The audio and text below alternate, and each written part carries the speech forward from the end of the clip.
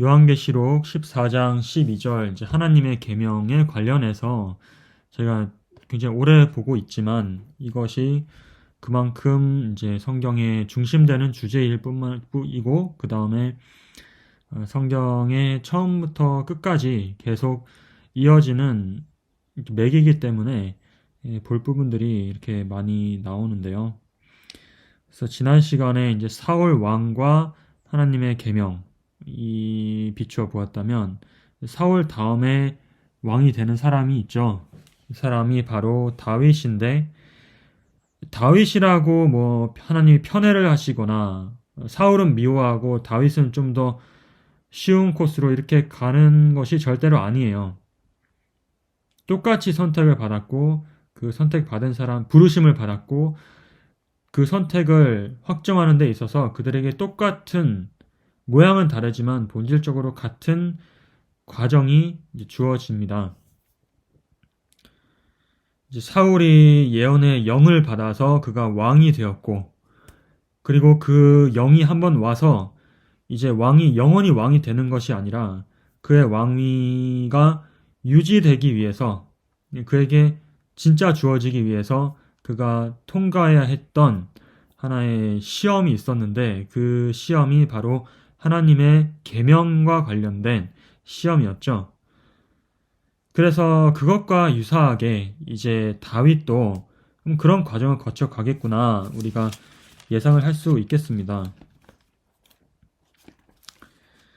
사무엘상 이제 16장에 보면 13절에 사무엘이 기름불을 취하여 그 형제 중에서 다윗에게 부었더니 이날 이후로 다윗이 여호와의 신에게 또는 성령에게 크게 감동되니라. 다윗이 왕이 되기 위해서 사울과 마찬가지로 그에게 필요한 것이 또는 아담과 마찬가지로 이 세상을 정복하고 하나님의 뜻에 맞는 나라를 운영하기 위해서 그에게 반드시 필요한 것이 바로 성령의 능력과 지혜 그리고 그 마음이었습니다. 인간의 마음과 인간의 소견, 견해로는 이 나라를 올바로 이끌어 갈 수가 없죠. 그래서 그에게 성령을 주셨고 그 성령이 주신 지 얼마 안 되어서 아주 현저하게 나타나는 사건이 무엇이냐면은 다윗이 골리앗을 이기는 내용입니다. 사무엘상 17장에 나오죠. 45절에 그가 유명한 이 말이 있잖아요. 다윗이 그 골리앗에게 이르되 너는 칼과 창과 단창으로 내게 오거니와 나는 만군의 여호와의 이름 곧 내가 모욕하는 이스라엘 군대의 하나님의 이름으로 내게 가노라. 이 사람의 키가 한 3m는 되었을 거라고 여기 나와 있는데 다윗은 그냥 10대 양치던 소년입니다. 근데 이렇게 할 수 있는 용기와 이 담대함이 이 대담한 이 행동과 말이 어디서 나왔을까 하면 이거는 인간적으로는 그 누구도 골리앗 앞에서 도망칠 수밖에 없어요. 그러나 다윗의 마음을 감동한 것이 누구라고 했습니까? 사무엘상 16장에서 하나님의 신이 그를 감동했다고 했잖아요. 그렇기 때문에 지금 다윗이 골리앗에 맞서서 도전을 할 수 있는 것이고 실제로 한 방에 단칼에 골리앗을 무찌를 수 있었던 것도 역시 성령의 능력을 힘입었다고 할 수 있겠어요. 그래서 이 다윗이 이제 장군으로 이제 군인으로 군대를 이끌고 전쟁할 때 가는 곳마다 이기는 거예요. 그리고 그가 사무엘상 18장 7절에 보면 사울의 죽인 자는 천천히요 다윗은 만만이로다. 이게 다 다윗이 지금 하는 게 아니죠. 하나님의 영이 다윗을 통해서 하는 것을 이제 사울이 보고 두려움을 느끼죠. 자기도 이게 무엇인지 알기 때문에 경험을 한 사람이잖아요. 사무엘상 18장 13절에 사울이 그로 자기를 떠나게 하고 천부장을 삼음에 그가 다윗이 백성 앞에 출입하며 그 모든 일을 지혜롭게 행하니라. 여호와께서 그와 함께 계셨기 때문에 그가 모든 일에 지혜롭게 하고 있다는 말입니다. 그런데 이 다윗 역시도 이렇게 성령의 감동을 받아서 이제 왕으로 기름 부음을 받은 사람이지만 바로 왕이 되는 게 아닙니다.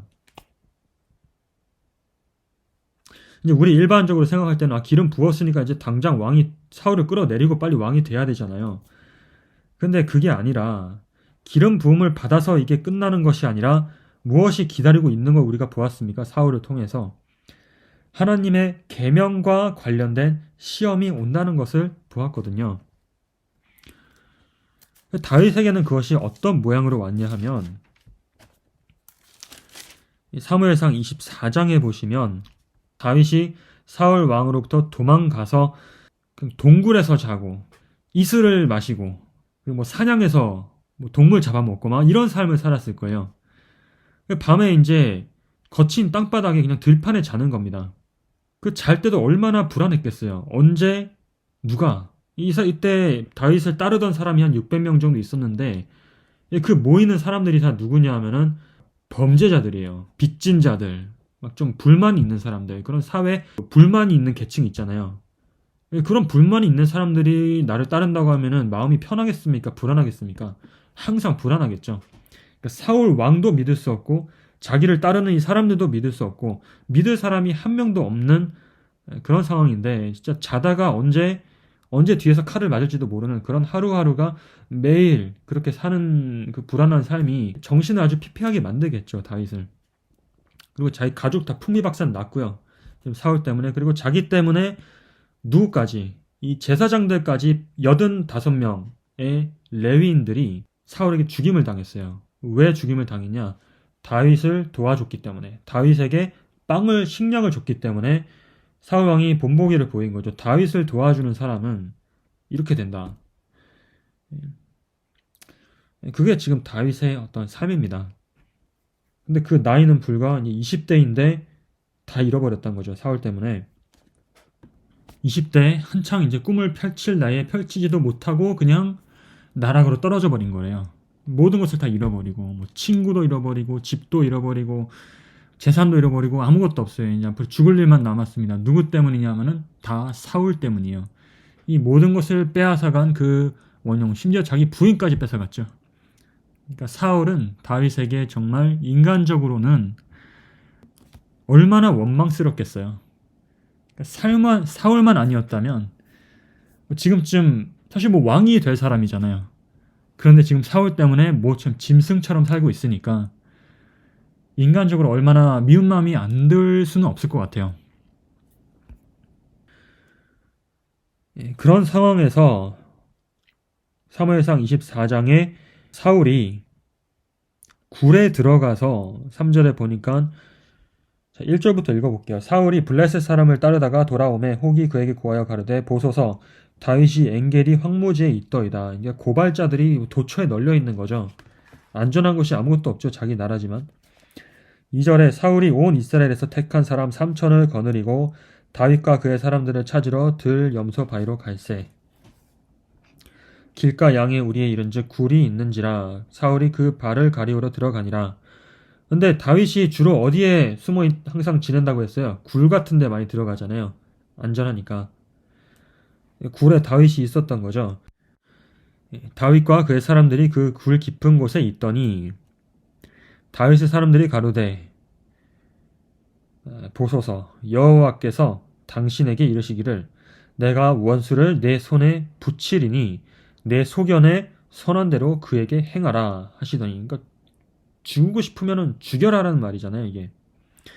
이것이 바로 그 날이니이다. 다윗이 일어나서 사울의 겉옷자락을 가만히 베니라. 그러면서 대답하죠. 6절에 자기 사람들에게 이르되 내가 손을 들어 여호와의 기름 부음을 받은 내 주를 치는 것은 여호와의 금하시는 것이니 그는 여호와의 기름 부음을 받은 자가 됨이니라. 다윗이 말로 자기 사람들을 금하여 사울을 해하지 못하게 하니라. 사울이 일어나 굴에서 나가 자기 길을 가니라.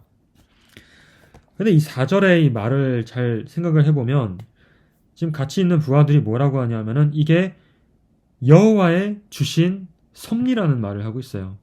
이 상황이. 그리고 하나님께서 하셨던 말을 기억하라는 거죠. 여호와께서 당신에게 그 말씀하시기를 내가 원수를 내 손에 붙이리니 너의 생각에 좋은 대로 행하라는 거예요. 이게 다윗에게 어마어마한 유혹이 되지 않았을까요? 지금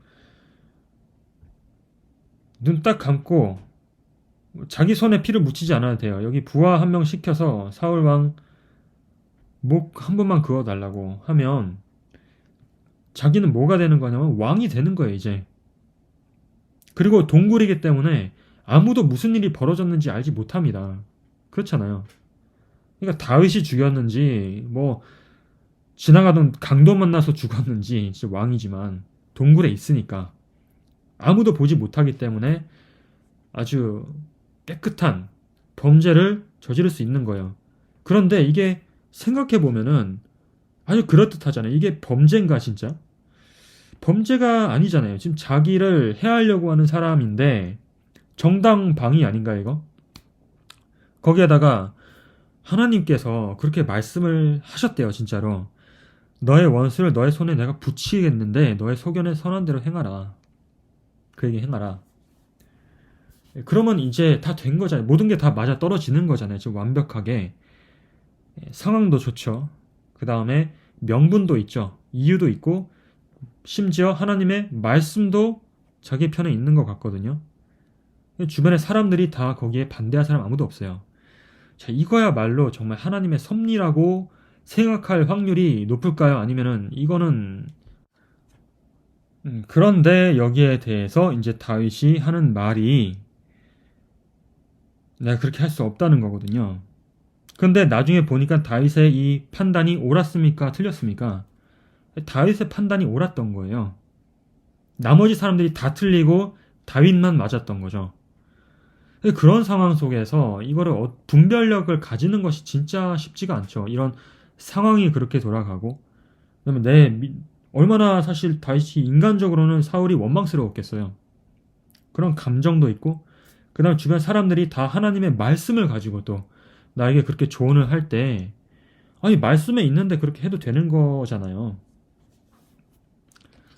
이게 마치 무엇과 같냐면은 광야에서 예수님이 시험 받으실 때 두 번째 시험에서 마귀가 기록되었으되라고 하면서 시험을 걸어왔죠. 마태복음 4장 6절에 저가 너를 위하여 그 사자들을 명하시리니 저희가 손으로 너를 받들어 발이 돌에 부딪히지 않게 하리로다. 말씀에 나와 있지 않느냐. 그냥 해도 된다는 거죠. 안전하게. 하나님께서 축복하실 거라는 거예요.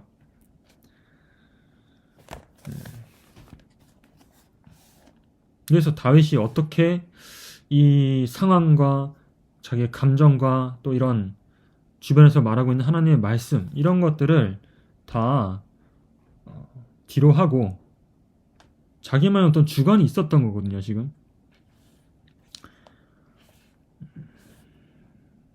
그게 뭐냐 하면은 바로 하나님의 계명이에요. 하나님의 율법에 대해서 다윗이 알고 있는지 모르는지 그리고 만약에 안다면 그 율법대로 하나님을 믿고 그대로 따라가는지를 시험하는 것이 지금 다윗이 굴에서 당하는 시험입니다. 이게 지금 굴에서 있는 것은 이거 사울을 위한 상황이 아니라 다윗을 위해서 준비된 어떤 상황이에요. 여기서 이제 분별을 해야 돼요. 근데 무엇으로만 알 수 있느냐 하면은 하나님의 계명에 대한 지식으로만 어떤 행동을 해야 될지가 알 수가 있다는 거예요. 그 말씀들이 사실 굉장히 많이 있거든요. 이 원수 갚는 거에 대해서 분명하게 나와 있습니다. 이제 모세의 율법부터 보면 레위기 19장 18절에 이거 이제 우리가 많이 직면하는 상황들이잖아요. 그 원수 복수를 할 것인지 아니면은 넘어갈 것인지 하나님께 맡길 것인지 이 말씀들을 좀 하나씩 보면은 한 8개, 7개 내지 8개 성경절들이 여기 있는데 굉장히 많습니다. 일단 레위기 19장 18절에는 원수를 갚지 말라고 되어 있어요.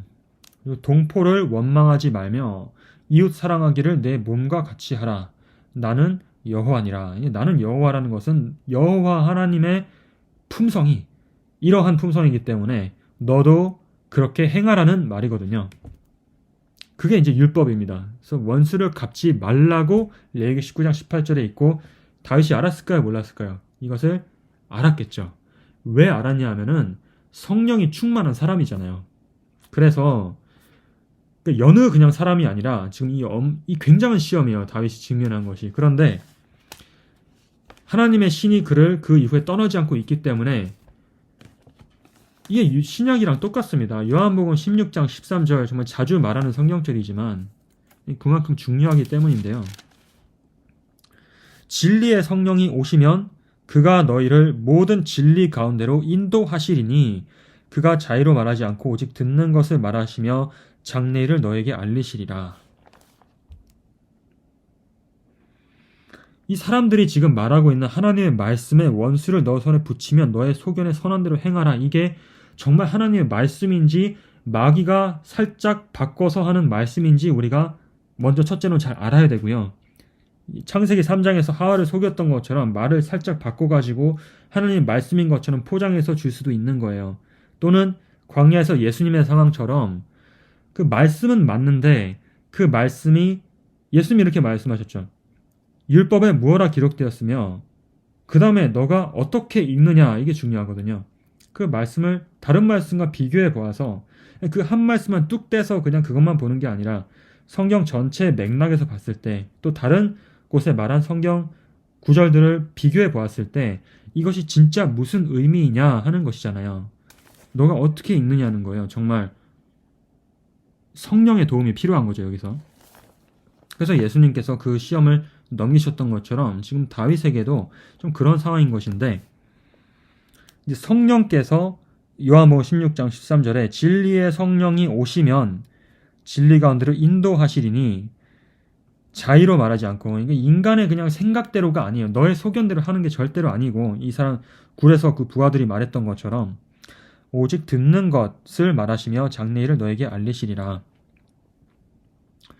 이게 진리의 성령께서 하시는 일인데 다윗이 그 감동을 지금 받고 있기 때문에 아마 이 레위기 19장 18절에 있는 이런 말씀들을 그의 마음에 떠올려 주신 것 같아요. 이미 한번 본 말씀이겠죠. 그리고 그 마음에 품은 말씀이기 때문일 겁니다. 다윗이 이 말씀을 실천하고 있다는 것을 어떻게 알 수 있냐 하면은 골리앗을 이제 죽이기 전에 사무엘상 17장에서 그 형이 다윗에게 비난을 하거든요. 여기서 28절에 보면은 엘리압이 다윗의 사람들에게 하는 말을 들은지라 그가 다윗에게 노를 바라여 가로되 내가 어찌하여 이리로 내려왔느냐 내 교만과 내 마음의 완악함을 아노니 내가 전쟁을 구경하러 왔도다. 다윗은 억울하겠죠. 그리고 거기에 대해서 일종의 복수입니다. 쏘아 붙일 수 있잖아요. 우리가 말로 비난을 받으면 29절에 다윗이 가로되 그렇게 하지 않고 내가 무엇을 하였나이까 어찌 이유가 없으리까 하고 이제 온유한 대답을 준 다음에 돌이켜 다른 사람을 향하여 전과 같이 말하며 그냥 이제 약간 무시하고 가는 거죠. 그런 비난을 못 들은 것처럼. 이런 데서 아주 작은 예가 뭐냐면 원수를 친히 갚지 않는 그런 모습을 우리가 볼 수가 있거든요.